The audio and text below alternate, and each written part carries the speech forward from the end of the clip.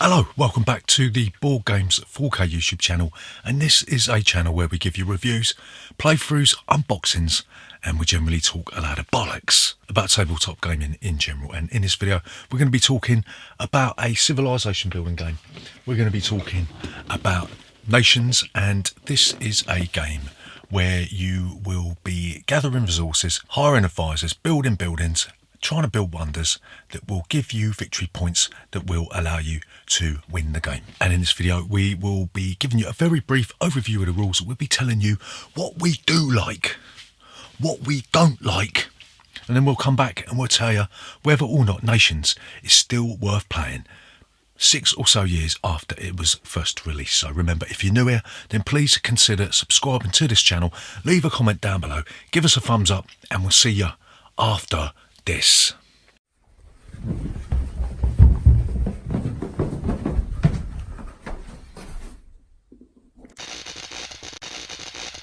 Board Games 4K. So, Nations. How'd you play this game?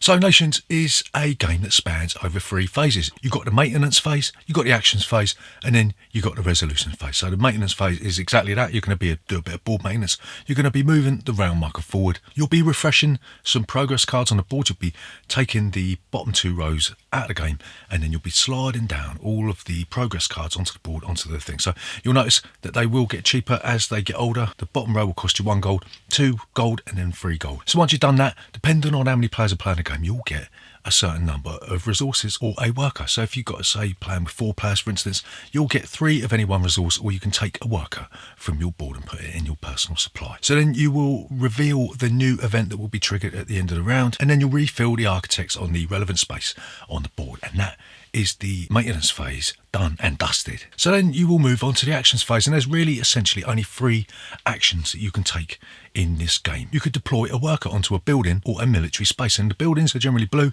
the military spaces are generally red, and then you will increase your books or production, so that will allow you to adjust either your military strength or your resource production accordingly. And you'll notice that the icons, that the numbers have got either a square or a circle. The square means immediately, the circle means that you will get that in the resolution phase. Nice and easy. So the next action you can take is you could buy a progress card. It's quite simple. You'll look at the cost and then you'll take it and you'll put it on a relevant space. So you've got spaces for different regions that you can annex. You've got spaces for advisors. You've got spaces for buildings. If you want to upgrade a building, if it's already printed on the board, you just place your new card on top of it. All the workers come off and will go back into your personal supply, and you'll have to pay them to go back onto the card, right? So the third thing you could do is you can hire an architect, and what you'll do is just take an architect from the board and then you'll place it on your wonder, and you'll see that there is always a cost to deploying the card. There's always a cost to deploy the worker on the card, and then specific to wonders, you'll have to have a certain amount of architects placed on that card before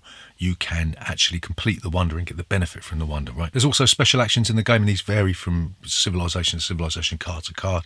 You can also undeploy a worker for free at any time during your turn. Once we've completed the actions and everybody's passed, then you will go on to the resolution phase, and what you'll do, you'll count up all the resources you've got. You've got different types of resources. You've got food, you've got books, you've got gold, you've got ore, and then you add them all up, and then you'll take the relevant stuff that is owed to you. So then you'll adjust the turn order dependent on who's got the highest military strength. If there's a tie, then it will go down to the most knowledge and the most books that the person's got. And then if a war card was placed in the war spot, then you'll resolve the war card, and on the war card you'll see that there is a threshold that you need to meet, and anybody below the threshold, including the player that played the war card, will suffer the penalty, and that's always bad. So then you'll resolve the event, and that's exactly what you're going to do. You're going to look at the event card, and you would have had this round to prepare for that event, and you'll resolve it. The top bit and the bottom bit, you'll either get the benefit or the reward or whatever happens on the card, right? And then you will pay a certain amount of food dependent on what the famine section of the event card tells you, and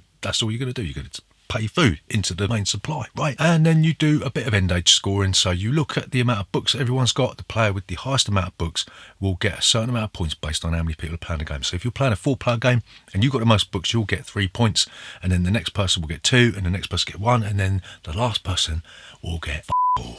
So you'll keep doing this until you get to the end of the 8th round, when you've gone through the industrial stage of the game, and then you'll do a little bit of final scoring, which is very, very basic, and the player with the most victory points will be the winner of Nations. And that's basically, very, very basically, how you play Nations. So what do we like about Nations?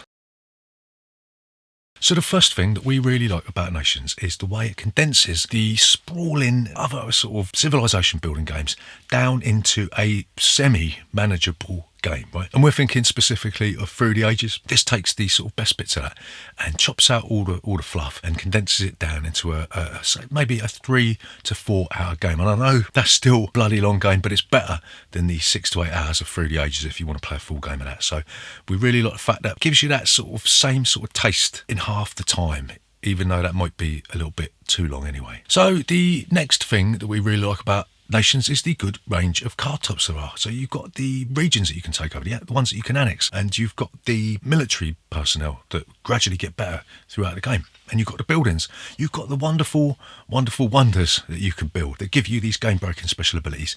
And also, you've got those advisors that can give you all that advice. And obviously, there's only one spot for a lot of these cards. Like you've only got one spot for the advisor, and you've only got 2 colony spots. So if you want to swap out more powerful ones as they come, you've got to dump the one that you've already got. There's so many different abilities, so many different options with these cards. It is a truly wonderful thing. So the next thing that we like about Nations is the way that this game spans a vast number of epochs, and it's the same sort of thing with Through the Ages, but this does it better in a sense, because where it's a shorter game, you're not waiting forever for the more powerful cards to come out in the Industrial Age. You know that when you start the game in the Antiquity era, that you know that there's going to be some excellent, more powerful cards coming, and it's just a matter of biding your time waiting for them to come out. The way that this game spans a huge amount of time in history, but condenses it down in real time to a couple of hours is wonderful. So what don't we like about Nations? So the first thing that we don't like about Nations is it seems to be a lot of the time that you're wading through water, and it does seem that if you concentrate on one thing, you're not going to be doing a lot else with all the other things. So say if you're concentrating on military, that is going to neuter you in other areas. If you're concentrating on getting books, then your military isn't going to be very strong, or you're not going to be able to afford to buy any cards, or you're not going to be able to feed your dudes in the famine. So it does seem to me that you're always fighting too much, perhaps, against different factors in the game, and that can be very frustrating. So the second thing that we don't like about Nations is the way that as you're progressing through all these different ages, you've got different things from different nations cropping up on your board.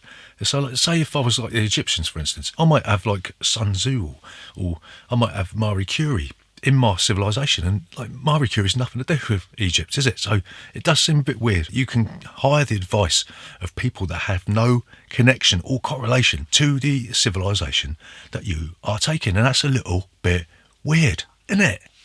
So the next thing that we don't like about Nations is that wars seem to be a little bit unbalanced, and they can be devastating. So if you're one of these players that focuses on military all the time, military, you could buy a war card, slap it down, and boom, everybody is stuffed, because it's very, very difficult to catch up with that. So if you're like we said earlier, one of the things we don't like about it is that if you're piling all your effort into getting resources for the cards that you've taken from the progress cards, and someone slaps down a war card and you haven't got the military out there because you've been doing something else, you're stuffed. So it does seem to me that military is probably one of the most important things, but then you won't be able to do nothing else. So it does skew the game towards military, maybe that little bit too much, and that's again very frustrating. So the final thing that we don't like about Nations is the end game scoring does seem like a bit of a wet fart, yeah, because you sort of already know who's won the game before you even get there, you know. And the scoring isn't like Carcassonne, where you're sort of sitting there going,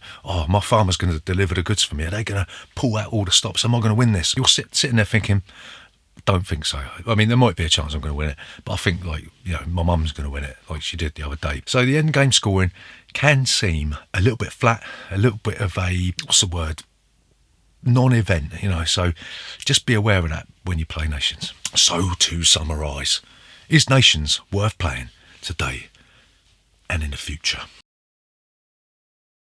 And we're going to say it depends what sort of game you want. If you're looking for a civilization building game, then It depends whether you not want a really complex, long game, or a game that sits in the middle, or a game that is very, very quick. So the options that you obviously got Through the Ages or New Through the Ages or whatever. You've got this, and then maybe you've got Peloponnese, right? So they're the games that you should consider, depending on what you want. So if you want this big sort of all-day affair, go for Vlaada Chvátil's Through the Ages. If you just want a sort of an evening where you're going to be just progressing nicely through the game, Nations is the one.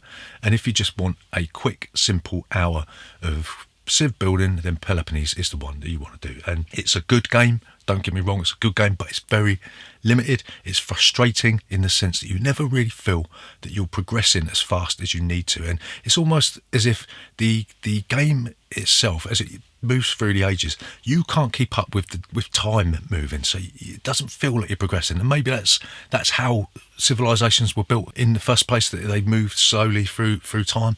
But when you're playing a game, you want it to be more fun than that, you know. And it does tend to get burnt out in age 4, in the industrial age, because by that time you're weary, your brain's starting to fry, and maybe it is that sort of that one era too long. So it's a good rival to Through the Ages, but at the end of the day, I think we're going to give this 3 out of 5. We enjoy the game, but it's not one that we pull out on a regular basis. So there you go, that's Nations. So remember, if you are new here, then please consider subscribing to this channel.